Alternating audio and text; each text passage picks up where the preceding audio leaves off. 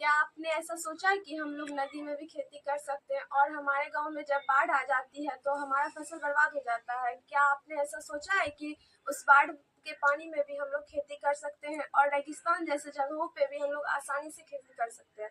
इसी विकल्प के साथ मैं कुमकुम कुमारी +2 विद्यालय कन्या चक्रवर्ती खगड़िया के वर्ग नवम की छात्रा इस समस्या का समाधान लेके आई हूँ। मेरे गाइड टीचर गौतम सर है और जिस समस्या का मैंने प्रोजेक्ट बनाया है उसका नाम है इम्पॉसिबल फार्मिंग। ये इम्पॉसिबल फार्मिंग इसलिए नाम रखा गया है कि आप लोग को लगता होगा कि नदी में खेती या रेगिस्तान जैसे जगहों पे खेती कैसे किया जा सकता है। चलिए देखते हैं मेरा ये प्रोजेक्ट कैसे काम करता है। पहले हम नदी और बाढ़ के जगहों पे प्रोजेक्ट कैसे काम करेगा वो सबसे पहले आप यह जानते होंगे कि प्लास्टिक जो हमारे वातावरण को भी खराब कर रहा है और हमारी खेती को भी खराब कर रहा है। मैंने उसी प्लास्टिक के कचरे को मैंने यहाँ पे अपनी जमीन के तौर पे लिया। सबसे पहले आप जो मेरे ये हाथ में देख रहे हैं ये हमारा जमीन है जो मैंने प्लास्टिक के कचरे की सहायता से इसे बनाया। ये जो बोतल आप हमारे हाथ में देख रहे हैं ये सिंगल यूज बोतल है जिसे हम यानी कि एक बार यूज करके फेंक देते हैं, लेकिन इसे मैंने काट के यहाँ पे पॉट के यूज में इसका इस्तेमाल किया। सबसे पहले मैंने प्लास्टिक के बोतल को लेके उसमें छेद कर दिया जिसके कारण इसका जड़ जो है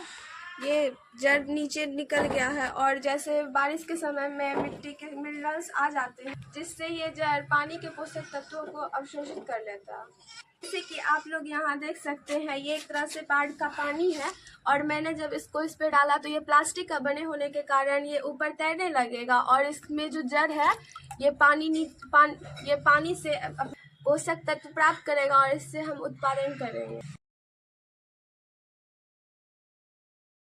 इसे हम बाढ़ में ही नहीं बल्कि नदियों में भी इसका इस्तेमाल कर सकते हैं क्योंकि नदियों पर भी धान का खेती करना आदि आसान होता है। इसी प्रोजेक्ट की सहायता से मैंने विभिन्न प्रकार की खेती की है जिससे कारण ये मुझे बहुत ही लाभदायक हुआ और फिर बहुत सारे यानी कि फलों बहुत सारी चीज़ों का मैंने आसानी से घर पर उत्पादन किया। जैसा कि आप लोग देख रहे हैं मैंने कम ही समय में यहाँ पे दाल, चना, आलू और साग ऐसे बहुत सारी चीज़ों का उत्पादन किया। आइए अब आगे समझते हैं कि हमारा यह कृषि सुखाड़ एवं बंजर भूमि में कैसे कार्य करेगा, साथ ही रेगिस्तान में हम कैसे खेती कर पाएंगे। अब देखते हैं रेगिस्तान, बंजर या सुखाड़ में हम लोग कैसे खेती करेंगे। रेगिस्तान में वर्षा के दिनों में जब पानी को जमा कर लिया जाता है तो उससे इस पानी से भी हम लोग खेती कर सकते हैं। तो मैंने यहाँ पे एक मोटर का यूज़ किया है और मोटर में पाइप जोड़ देते हैं।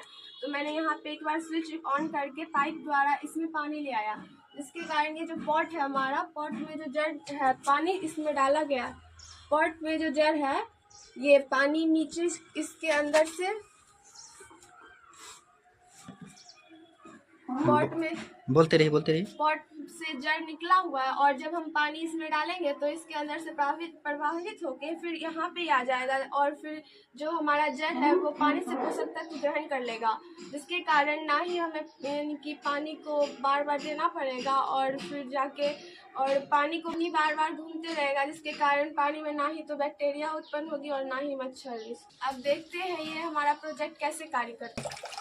अब मैंने वहाँ पे स्विच ऑन किया जिसके कारण मोटर से पानी पाइप के द्वारा इसमें आया है, यहाँ आया और